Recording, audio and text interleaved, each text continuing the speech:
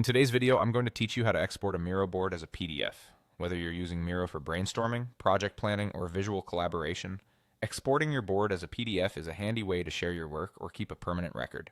It's a straightforward process, and in just a few minutes, you'll have a shareable document ready to go.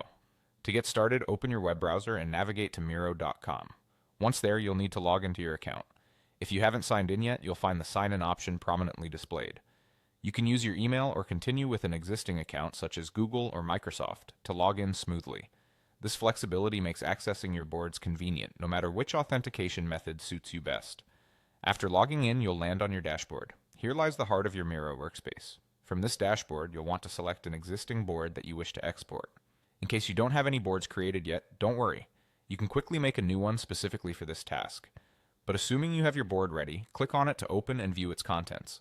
Now that you're inside your selected board, direct your attention to the upper left corner of the interface. This is your command center for exporting. Look for the Export button. Once you find it, click on it to reveal the export options available to you. Within these options, you'll notice several formats to choose from, but for our purpose today, you'll want to select Export as PDF. After choosing this option, you'll see a set of quality settings appear. It's important to understand that these options, low, medium, high, and vector, affect the quality and file size of your exported document.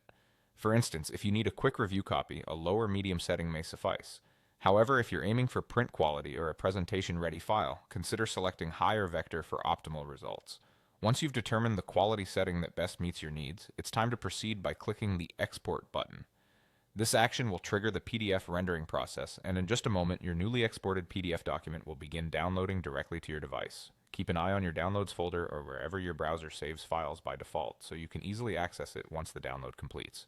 And there you have it. You've successfully navigated the process of exporting a Miro board as a PDF. This PDF is now ready for you to share with your team, print out, or archive as needed. Thank you for watching, and don't hesitate to explore more features Miro has to offer.